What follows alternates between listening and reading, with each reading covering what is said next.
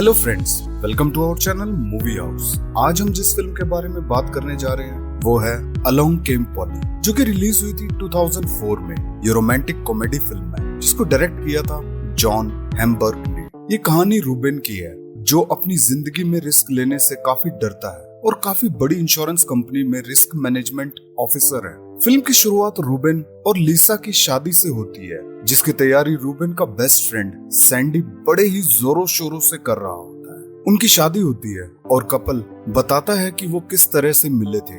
लिसा जो real estate agent है, उसने रहने के लिए रूबेन को एक अच्छा फ्लैट दिलवाया था और बस वहीं से उनका प्यार शुरू हुआ था। शादी हो जाती है, कपल हनीमून के लिए जाता है। दोनों बीच पर अपने हनीमून का मजा ले ही रहे होते हैं कि वहाँ एक स्कूबा डाइविंग इंस्ट्रक्टर बिना कपड़ों के आता है और उन्हें स्कूबा डाइविंग करने के लिए ऑफर देता है, जिससे लिसा काफी एक्साइटेड हो जाती है और स्कूबा डाइविंग के लिए तैयार हो जाती है। जबकि रूबेन इस आइडिया से कुछ खास एक्साइटेड नहीं होता, तो वो लिसा को अकेले ही उस स्कूबा इंस्ट्रक्टर के साथ जाने देता है और वापस होटल पहुंचकर लिसा को सरप्राइज करने के लिए एक रोमांटिक माहौल तैयार करता है। शाम हो जाती है, रूबेन अपनी वाइफ लिसा को लेने के लिए वापस बीच पर जाता है और सीधे उस स्कूबा इंस्ट्रक्टर की बोट पर चला जाता है। लेकिन वहां पहुंचकर वो शॉक हो जाता है जब वो लिसा को उस स्कूबा इंस्ट्रक्टर के साथ इंटीमेट होते देखता है। लिसा और इंस्ट्रक्टर रूबेन को समझाने की कोशिश करते हैं, ये सब हमने प्लान नहीं किया था, सब अचानक ही हो गया था। लेकिन रूबेन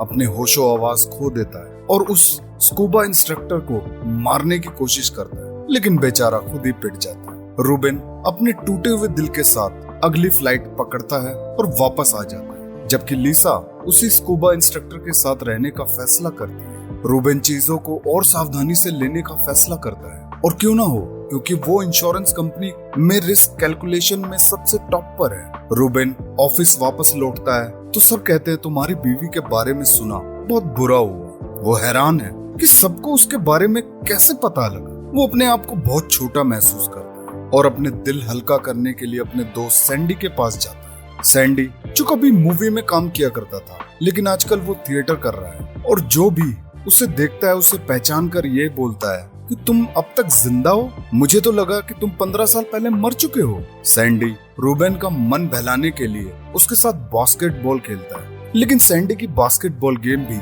उसकी एक्टिंग की तरह ही होती है। वो एक भी शॉट ढंग से नहीं लेता, जबकि वो खुद को बहुत अच्छा बास्केटबॉल प्लेयर मानता है। सैंडी रूबेन को आर्ट पार्टी में ले जाने के लिए ऑफर करता है, जिसे रूबेन मान लेता है। वो वहां जाते हैं और रूबेन पॉली नाम की एक वेट्रेस से टकराता है, जो लोगों के शैंपेन से भरे ग्लासों को वाइन से फिल करती है। संयोग से वो उसी की पुरानी क्लासमेट होती है। पॉली रूबेन से पूछती है, अब तो तुमने शादी कर ली होगी, तुम्हारे बच्चे होंगे। लेकिन रूबेन उससे झूठ बोलता है कि वो अभी तक सिंगल है, उसने अभी तक शादी नहीं की है, क्योंकि शायद रूबेन मन ही मन पॉली को पसंद करने लगा है। पार्टी से आने के बाद रूबेन सैंडी को अपने दिल की बात बताता है कि जो हो गया वो हो गया, अब मुझे आगे बढ़ना चाहिए। और सैंडी भी खुश होता है और कहता है, वेल डन, तुम्हें ऐसा ही करना चाहिए।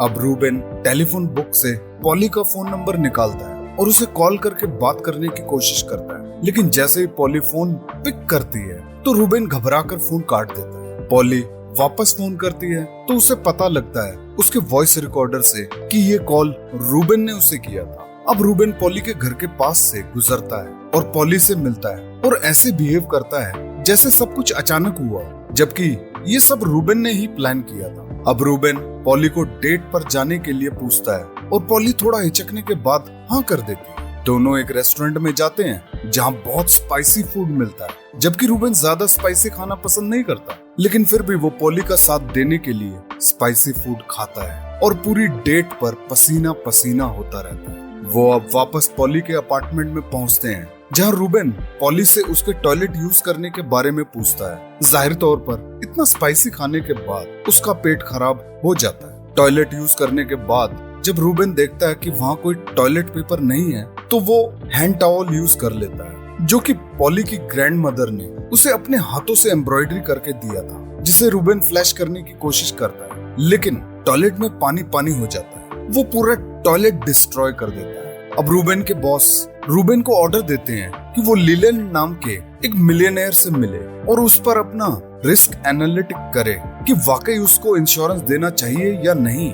रूबेन लीलैंड से मिलने के लिए उसके ऑफिस जाता है। लीलैंड उससे बातें करते हुए ऑफिस के रूफ टॉप पर ले जाता है, जहाँ से वो छलांग लगा देता है क्योंकि वो जिंदगी जीना पसंद करता है। उसका कहना है कि जिंदगी है तो बस इसी पल की, बात किसने देखा है। और तभी रूबेन को पॉली का फोन आता है। वो उसे डांस पार्टी में ले जाने के लिए कहती है, जबकि रूबेन डांस में जीरो है, लेकिन फिर भी वो पॉली के साथ डांस क्लब में जाता है और बड़ा ही भद्दा डांस करता है। तभी जेवियर नाम का एक लड़का आता है जो पॉली का दोस्त होता है और उसके साथ डांस करने के लिए रिक्वेस्ट करता है। दोनों कमाल का सालसा डांस करते हैं जो कि थोड़ा डर्टी भी होता है, जिसे देखकर रूबेन जेलस फील करता है और जेवियर के साथ बहस में पड़ जाता है। पॉली रूबेन को शांत करती है और उसे अपने साथ अपने अपार्टमेंट में ले जाती है, जहां दोनों इंटीमेट होते हैं। उसके बाद पॉली और रूबेन ज्यादा से ज्यादा एक साथ टाइम गुजारने लगते हैं। एक दिन वो किसी रेस्टोरेंट में लंच कर रहे होते हैं कि एक्सीडेंटली रूबेन के पेरेंट्स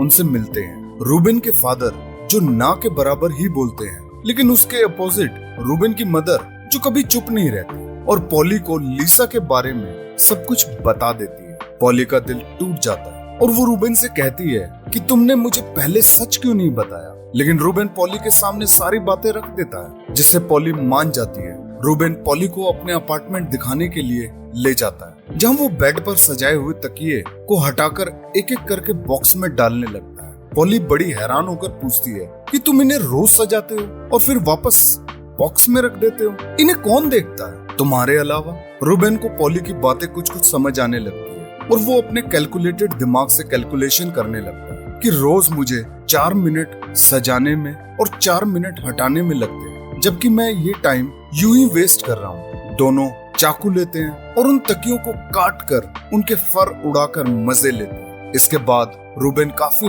लाइट फील करता है। वो फिर से डांस के लिए उसी डांस क्लब में जाते हैं और बाथरूम में रूबेन जेवियर को धमकी देता है कि वो पॉली से दूर रहे। लेकिन जैसे ही जेवियर बताता है कि वो गे है तो रूबेन के सारे गिले शिकवे दूर हो जाते हैं। रूबेन जेवियर से रिक्वेस्ट करता है डांस सीखने के लिए, जिसे जेवियर स्वीकार कर लेता है। अब रूबेन चुपके चुपके जेवियर से डांस क्लासेस ले रहा होता है ताकि वो पॉली को दिखा सके कि वो उससे कितना प्यार करता है। और ऐसा ही होता है। डांस सीखने के बाद रूबेन पॉली को डांस क्लब में ले जाता है और अपने धमाकेदार डांस से पॉली को इम्प्रेस करता है। सब कुछ ठीक चल रहा होता है, लेकिन जब घर आकर वो लीसा को देखते हैं तो रूबेन अपसेट हो जाता है। लीसा कहती है कि वो वापस आना चाहती है, जिससे पॉली का दिल टूट जाता है और वो उन्हें अकेला छोड़कर अपने घर वापस लौट जाती है, जिससे रूबेन डिसाइड नहीं कर पाता कि वो किसके पास जाए, लीसा के पास या फिर पॉली के पास। अब मिस्टर लीलैंड का रूबेन के पास फोन आता है और वो रूबेन से मीटिंग के लिए बोलते हैं और कहते हैं कि मैं सेलिंग के लिए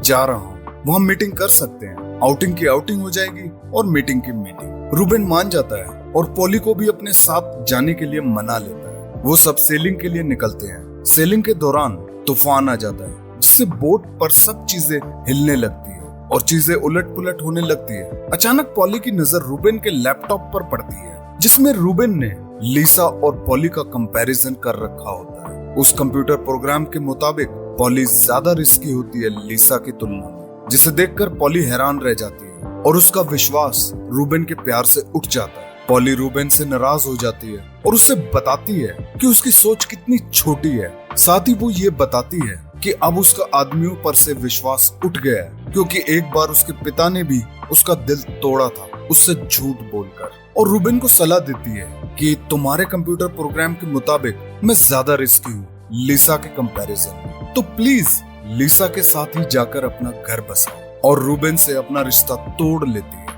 तूफान शांत होता है और वो अपने अपने रास्ते निकल जाते। एक दिन रूबेन अपने बेस्ट फ्रेंड सैंडी का प्ले देखने के लिए जाता है, जहाँ जेवियर रूबेन से मिलता है। रूबेन पॉली के बारे में पूछता है और बोलता है कि मैंने उसे काफी कॉल्स किए, लेकिन वो फोन नहीं उठा रही। जेवियर बताता है उसका दिल टूट चुका है, वो शहर छोड़कर जाने वाली है बस 2 घंटों के अंदर। तभी रूबेन के फ्रेंड का शो शुरू हो जाता है। अचानक रूबेन के बॉस का कॉल आता है कि अर्जेंट मीटिंग आ गई है, तुम्हें अभी आना होगा। वहीं सैंडी का रोल को लेकर अपने साथियों के साथ झगड़ा हो जाता है, जिससे शो कैंसिल हो जाता है। रूबेन सैंडी को समझा ही रहा होता है कि तभी रूबेन के फादर आते हैं और सैंडी को समझाते हैं, तुमने 100 साल पहले एक फिल्म की थी, तुम बस उसी में जी रहे हो।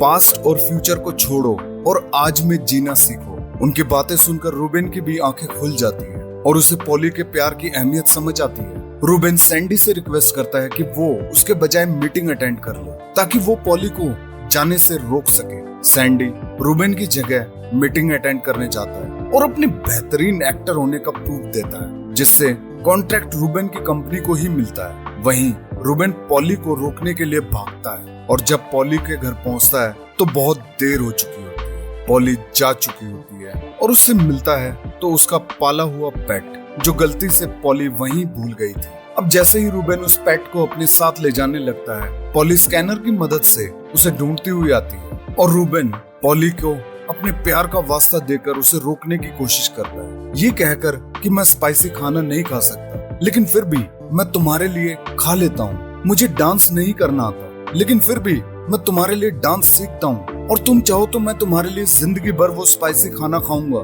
चाहे मुझे दिन भर उल्टियां करनी पड़े। पॉली रूबेन की बातें सुनकर रो पड़ती है और उसे गले लग जाती है। अब दोनों अपने हनीमून पर उसी बीच पर जाते हैं और वहाँ वही स्कूबा इंस्ट्रक्टर आता है और उन्हें स्कूबा डाइविंग सिखाने के लिए कहता है, लेकिन इस बार पॉली उसे मना कर देती है और रूबेन के साथ ही स्कूबा डाइविंग करने के लिए जाती है और इसी के साथ फिल्म खत्म हो जाती है। थैंक्स फॉर वॉचिंग, बाय, चाओ।